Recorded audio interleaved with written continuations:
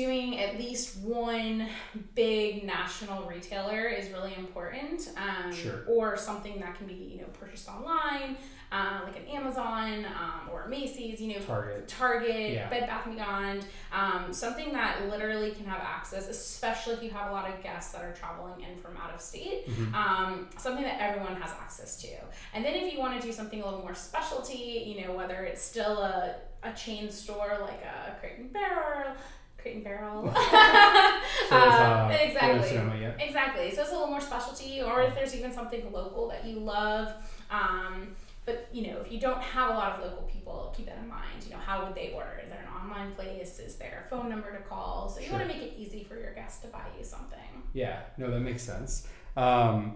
And then how and when do you need to do it? At what point during the plan? You mentioned you should update it throughout. So I guess when should you start, and then how often should you be updating that?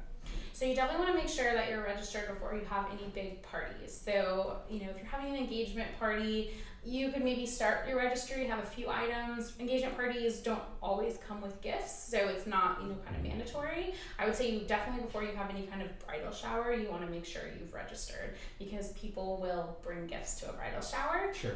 So you want to make sure that you have a good hold and at least good number of options. If you're having a bridal shower, you definitely want to make sure you have some more traditional items on there, because people aren't going to necessarily buy you, luggage or a honeymoon trip at a bridal shower. Right.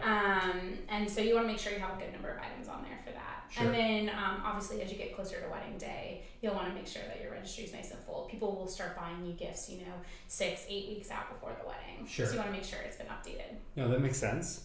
And then how do you share your registry? So as far as, other events, bridal showers, things like that, it's totally fine to put your registry on the invitation. Okay. Emily Post etiquette is not to put the registry information on your wedding invitation, just because a wedding invitation is actually already saying, hey, you're invited, give a gift kind of thing.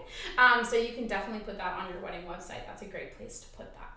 Okay, perfect.